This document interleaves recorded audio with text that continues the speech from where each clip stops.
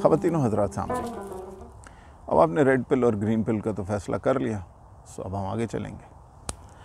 आगे चलने से पहले इस सफ़र पे एक छोटा सा पड़ाव ज़रूरी है, और वो ये है कि KPIs तय कर लें।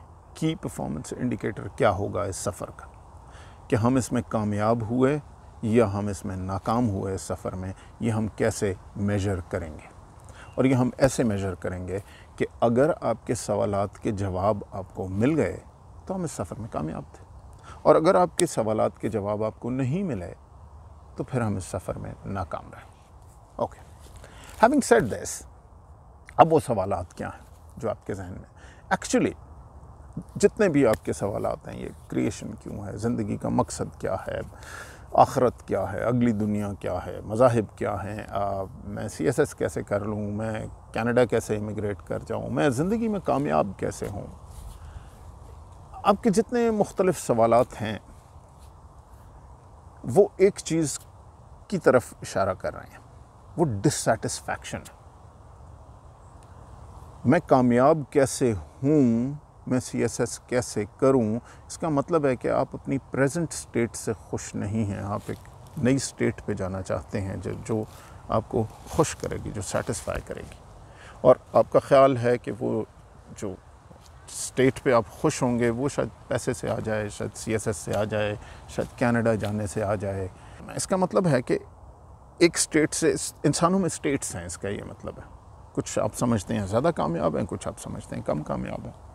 अब सवाल ये है कि क्या आपने कभी एक अमीर बकरी और बाकी गरीब बकरियां देखी? आपने कभी ये देखा है कि जी ये जो है ये गरीब परिंदे की बीवी है तो ये अमीर परिंदे के घर पे बर्तन मांजा करेगी? आपने कभी ये देखा है कि एक खरगोश ने दूसरे खरगोश को कहता हो कि भाई तू अगर इस ज़मीन में से गाजर निकालेगा तो आधी गाजर मेरी होगी क्योंकि यह ज़मीन मेरी है? आपने कभी किसी गधे को देखा कि उसने लुई वितौन का कच्छा पहना हुआ है तो वो जो है वो बाकी गधों से ज़्यादा मोतबर हो गया? तो ये जो फ़र्क है, जो कंट्रोल है, जो मैं कहता हूँ कि कंट्रोल है, ज़रा वो कंट्रोल तो होगा ना, क्योंकि अगर सिर्फ इंसानों में अमीर और गरीब है, सिर्फ इंसानों में इज़्ज़तदार और बेइज़्ज़त है, और ये और किसी चीज़ में क्रिएटर ने जितनी बनाई उनमें नहीं है,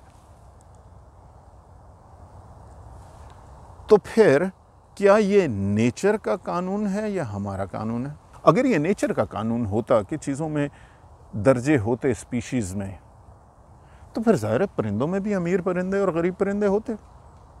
आप सोचें ना, एक दिन एक गैंडा जा रहा होगा जंगल में और उस गैंडे को किसी दूसरे गैंडे ने रोका होगा और उसको कहा होगा कि यार इस लाइन से तू आगे नहीं जा सकता। मैंने पूछा होगा भाई क्यों? तो उसने कहा होगा इस लाइन से तू आगे इसलिए नहीं जा सकता क्योंकि यहाँ से ज़मीन मेरी है,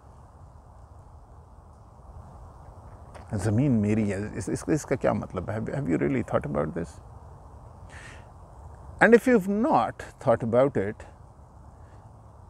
तो why have you not thought about it? So ये नेचर ने तो किसी की ज़मीन नहीं बनाई थी। और आपसे जो मैंने कहा कि आपके जितने सवालात हैं आप यहाँ फेंकिए, तो आप में से किसी ने ये सवाल तो नहीं किया कि हम में तबकात क्यों हैं? ये नेचर का तो कानून नहीं है। तो अगर ये नेचर का कानून नहीं है तो ये हमने बनाया होगा। जैसे मैंने आपसे पहले गुजारिश की, एक नेचर के लेयर्स की, एक नेचर के कवानीन की लेयर है, और वो नेचर अपने कवानीन किसी के लिए तब्दील नहीं करता। गैंडे पे भी उतनी ग्रेविटी होती है जितनी एक आदमी पे होती है। तो अगर ये नेचर के कवानीन नहीं हैं और ये जो स्ट्रक्चर है ये हमारा बनाया हुआ है, क्योंकि ये और किसी पे नहीं लग रहा है, सिर्फ इंसानों पे लग रहा है, तो हमने ये जो सिविलाइजेशन बनाई है जिसमें 99% रिसोर्सेज 1% लोगों के पास हैं, और फिर हम हिम्मत करते हैं ये कहने की कि जनाब हम तो सिविलाइज्ड हैं और बाकी जगह पे जंगल का कानून है। एक्सक्यूज मी, मुझे तो लगता है कि बाकी सब सिविलाइज्ड हैं और हमारा जंगल का कानून है। और हम जंगल का कानून क्या होता है इस पे भी आएंगे, सिविलाइजेशन क्या होती है हम इस पे भी आएंगे।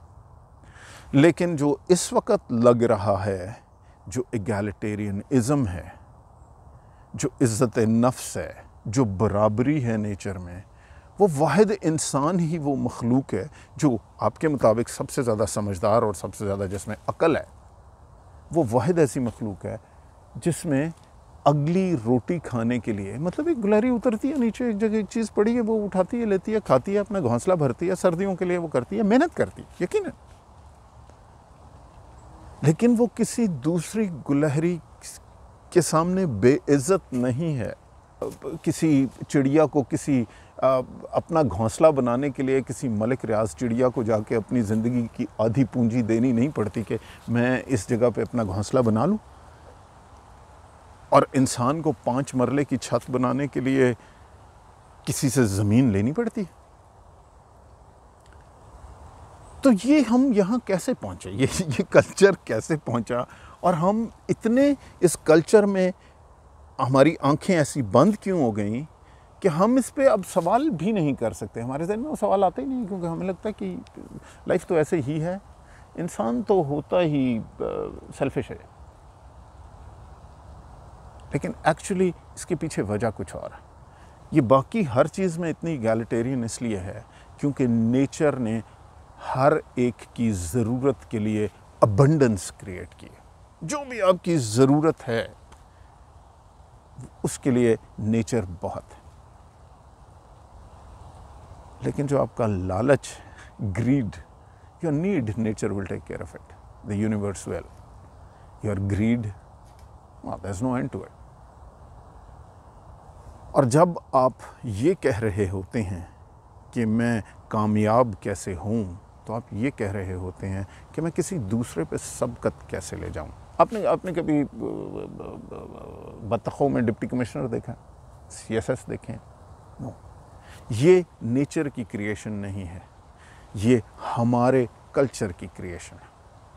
अब अगर ये नेचर की क्रिएशन नहीं है और ये हमारा बनाया हुआ कल्चर है और सिर्फ हम ही पर लगता है, तो इसके हम जवाबात क्रिएटर से क्यों मांगते हैं? ये इंसाफ क़यामत के दिन अल्लाह करेगा। क्या क्रिएटर ने ये तबकात बनाए थे, ये कल्चर बनाया था? नहीं, ये तो आपने बनाया ना, मैंने बनाया। तो इसके जवाब हम किसी और से क्यों पूछ रहे हैं? एंड इसमें इंसाफ की ज़रूरत क्या है? जो आपने बनाया वो आप खुद तब्दील कर सकते हो। ये नेचर का तो कानून नहीं है। This is just a very thin layer that you built for yourself. आपने क्या बतख में ये है कि ये बतख जो है ये बड़े अच्छे ख़ानदान की बतख है, इसका खून बड़ा अच्छा, और ये बतख जो है ये शूद्रा बतख है, शूदर है, और ये बतख उस पानी से, उस पॉन्ड से पानी नहीं पी सकती जिससे ये बतख पी सकती है, जो कि बड़े एक अच्छे ख़ानदान से आती है। This is the culture that we have created ourselves. अब जिस सफ़र पे हम जा रहे हैं वो सफ़र आपकी इन सारी बातों का जवाब देगा। How did we get here? ये टोपी हम पे पहनाई कैसे गई? जाहिर है ये टोपी उसने पहनाई जिसके पास आज सारी रिसोर्सेज उसने खुद रख ली हैं, और 99% ऑफ द वर्ल्ड बेसरोपा फिर रही है। तो उसने इतनी परफेक्ट टोपी आपको कैसे पहनाई? This is the story which you need to understand, क्योंकि इसके बाद आपके सारे सवालों के जवाब आपको मिलेंगे इस सफ़र में, और अगर नहीं मिलेंगे तो फिर जो रह गया होगा वो मुझसे पूछेगा, वो मैं आपको एक्सप्लेन कर दूँगा। सो चलिए जी शुरू करते हैं। हमें शुरू से करना पड़ेगा, और इसलिए शुरू करना पड़ेगा क्योंकि हमने क्रिएटर पे भी जाना है, और क्रिएटर पे आप उस वक्त तक नहीं जा सकते जब तक आप क्रिएशन को शुरू से ना शुरू करें। Okay, so as best as we understand to this point, ये जो क्रिएशन है ये तकरीबन 13.8 बिलियन साल पहले शुरू हुई। अब ये टाइम इससे पीछे हो सकता है, इससे जल्दी नहीं हो सकता, क्योंकि अब जो जेम्स वेब स्पेस टेलीस्कोप है वो हमें शायद ये बता रहा है कि हमारी बिग बैंग थ्योरी थोड़ी सी गलत हो, तो ये वक्त बढ़ सकता है, कम नहीं हो सकता। चलिए, अब ये जो बिलियन और मिलियन वाला खाता होता है ना, ये इंसानी जहन को थोड़ा सा कंफ्यूज कर देता है, तो आप इसको, इस स्केल को ट्रूली अप्रिशिएट नहीं कर सकते। तो इसको अप्रिशिएट करने के लिए और हमारे स्केल्स में लाने के लिए मैंने एक छोटी सी एक्सरसाइज की है जिससे आपको चीज़ें थोड़ी सी बेहतर समझ आएंगी। हम हर साल को 1 सेकंड पे कन्वर्ट कर देते हैं। तो 13.8 बिलियन सेकंड का मतलब ये हुआ 444 साल। ठीक है जी। 438 साल पहले ये कायनात तख्लीक होनी शुरू हुई, क्रिएटर की क्रिएशन शुरू हुई। हमारा सूरज 146 साल पहले बना। 438 साल से लेके जब क्रिएशन शुरू हुई, एक 300 साल का पीरियड गुजरा और फिर 4.6 बिलियन ईयर्स पहले हमारा सूरज, जो कि 146 साल हमारे टाइम के मुताबिक बन रहे हैं, तो हमारा सूरज क्रिएट हुआ। हमारी ज़मीन, ये सूरज जो अभी मेरी आंखों में पड़ रहा है, और हमारी ज़मीन जिस पे इस वक्त मैं बैठा हुआ हूँ, ये ज़मीन 143 साल पहले बनी। 438 साल पहले क्रिएशन शुरू हुई, 146 साल पहले सूरज बना, 143 साल पहले ये ज़मीन बनी। ज़रा ऐसी नहीं थी जैसे अभी है, इस पर ज़िंदगी नहीं थी, आग का एक गोला था। सूरज कैसे बना, थोड़ी सी फिज़िक्स आपको वो बतानी ज़रूरी है। यूनिवर्स कैसे बना, सो थोड़ा सा यहाँ पे एक आपको यहाँ तक ले आऊँ पहले मैं। नेचर में और गूगल कीजिएगा ज़रा, अगर मैं उस बहुत ज़्यादा फ़िज़िक्स में पढ़ूँगा तो वो आपके लिए कंफ्यूजिंग हो जाएगा, लेकिन ख़ुद गूगल कर लीजिएगा। नेचर ने बेसिकली 4 फंडामेंटल फोर्सेस और 4 फंडामेंटल पार्टिकल्स बनाए, और सिंपलेस्ट बिल्डिंग ब्लॉक्स पे ये पूरी कॉम्प्लेक्स नेचर बनी हुई। और ये आपको बताना मैं इसलिए ज़रूरी समझता हूँ क्योंकि जब आप इंसान के बनने पे आएंगे और लाइफ के बनने पे आएंगे, तो आपको यही पैटर्न जो कि सूरज के बनने पे है और सैयारों के बनने पे और यूनिवर्स के बनने पे है, ये नज़र आना शुरू होगा। सो जब क्रिएशन एक है तो क्रिएटर भी एक है, और ये क्रिएटर का सफ़र 438 साल पहले शुरू हुआ। ओके, क्रिएशन का सफ़र 438 साल पहले शुरू हुआ। अब सूरज कैसे बनते हैं? सो नेचर ने तो 4 फंडामेंटल फोर्सेस, 4 फंडामेंटल पार्टिकल्स बना दिए। वो जब पार्टिकल्स मिलना शुरू हुए तो पहला एलिमेंट बनाना शुरू किया, जो कि हाइड्रोजन। और जब हाइड्रोजन बहुत ज़्यादा एक जगह पे इकट्ठी होती है तो जो फोर्स ऑफ ग्रेविटी है वो उसको पुल करती है, और जब वो कंप्रेस हो रही है एक दूसरे पे, तो जो कोर ऑफ अ स्टार है उसमें इतनी ज़्यादा हाइड्रोजन ग्रेविटी से कंप्रेस हो रही है कि जो अंदर टेम्परेचर है और प्रेशर्स हैं वो अनइमेजिनेबल है।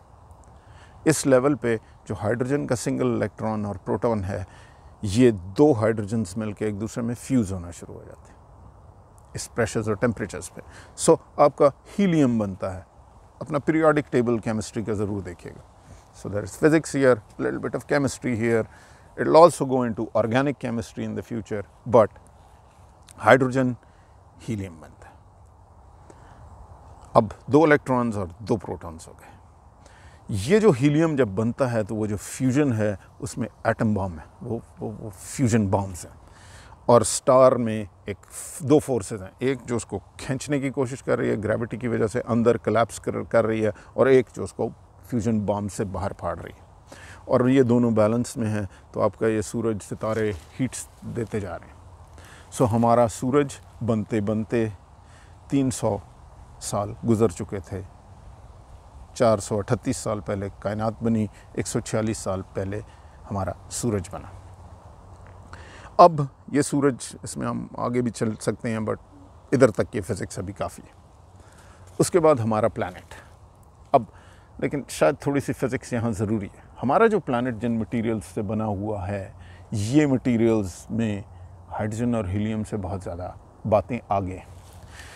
जब सूरज में हीलियम बन जाती है तो नेक्स्ट स्टेज में सूरज उस हीलियम को मिक्स करके ऑक्सीजन फ्यूज़ करना शुरू करता है, फिर कार्बन फ्यूज़ करना शुरू करता है, फिर कार्बन के बाद वो सिलिकॉन, मैंगनीज़, पीरियोडिक टेबल में मुझे याद नहीं है कौन सी चीज़ पहले आती है, लेकिन जस्ट बिफोर वो आयरन उसके कोर में बनना शुरू होता है, तो सूरज बड़ा रोबस्ट होता है और चलता है। और ये हर स्टार के साथ नहीं हो रहा होता, डिपेंडिंग ऑन देयर साइज़ कि इनिशियल मास कितना है, उतना ही प्रेशर कितना है।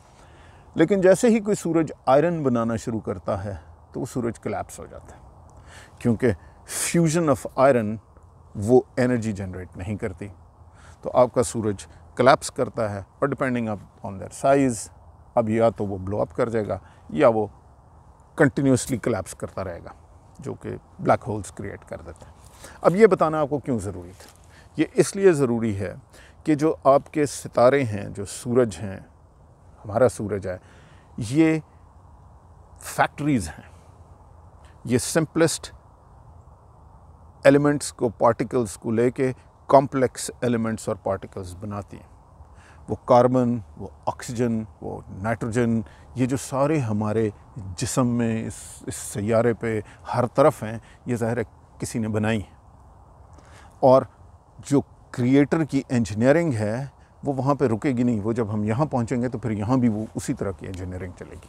एनीवे, सो अब अगला सवाल आपका ये होना चाहिए कि अगर आयरन पे ये फैक्ट्रियाँ फट जाती हैं या कोलैप्स हो जाती हैं तो ये आयरन से ऊपर के पीरियोडिक टेबल की चीज़ें कहाँ से आती हैं? सो वो बहुत आसान है। ये सोना कहाँ से आता है, चांदी कहाँ से आती है, कॉपर, ब्रॉन्ज, ये कहाँ से आया? सो ये वहाँ से आते हैं जब स्टार एक्सप्लोड कर रहा होता है तो उस वक्त जो प्रेशर्स जनरेट होते हैं उससे तमाम heavier elements other than iron बनते हैं।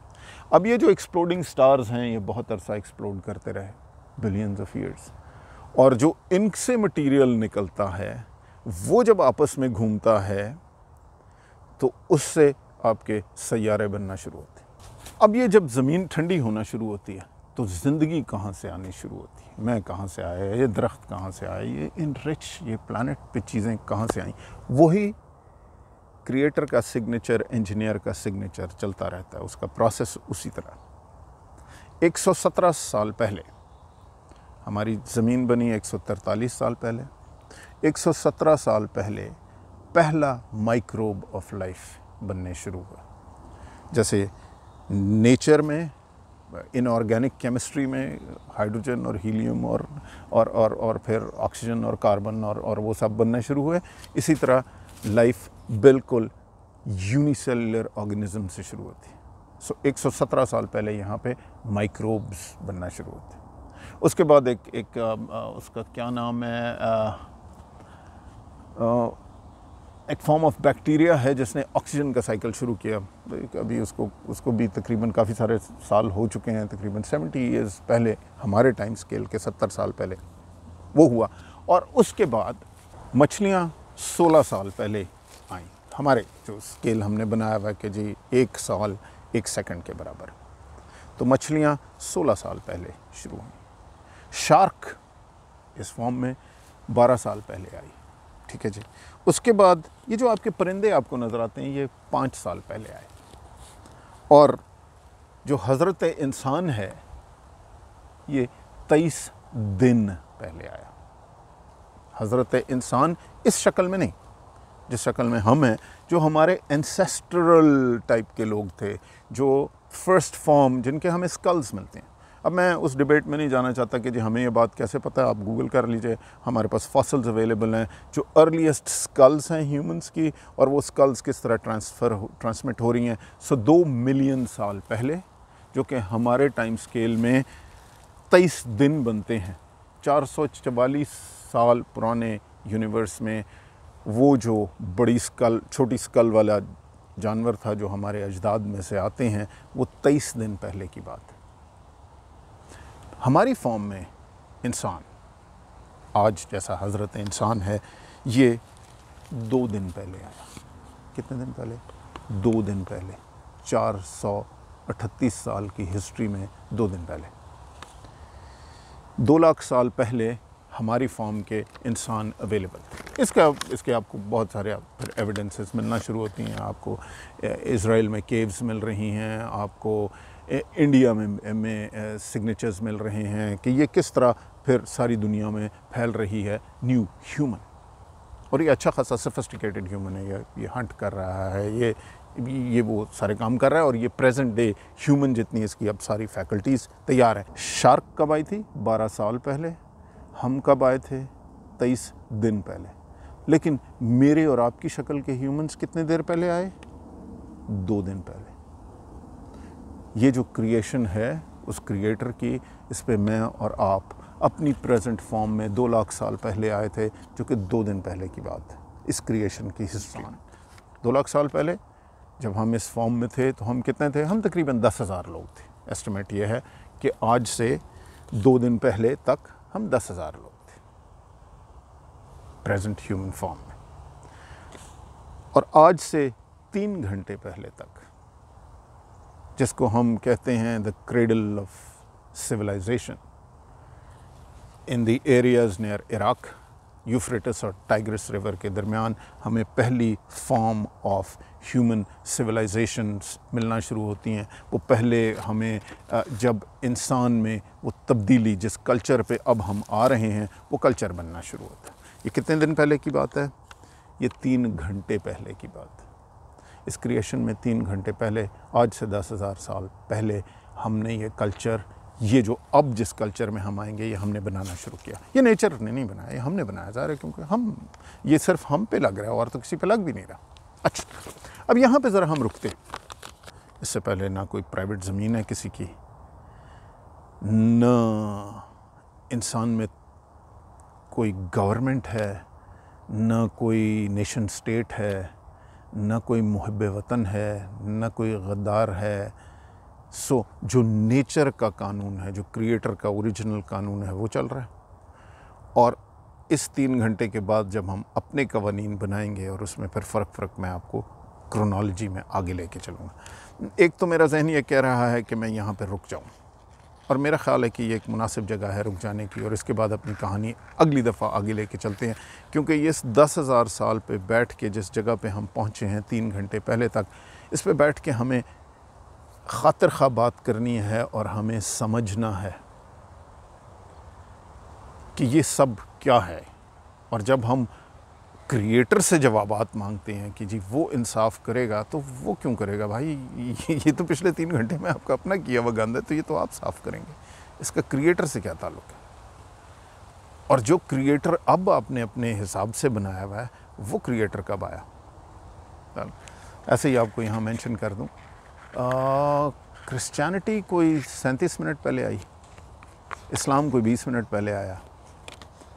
सबसे पहली जो रिलीजन आई वो हिंदुइज़्म थी। But let's not get ahead of ourselves, let's take this up next time. Take care of yourself.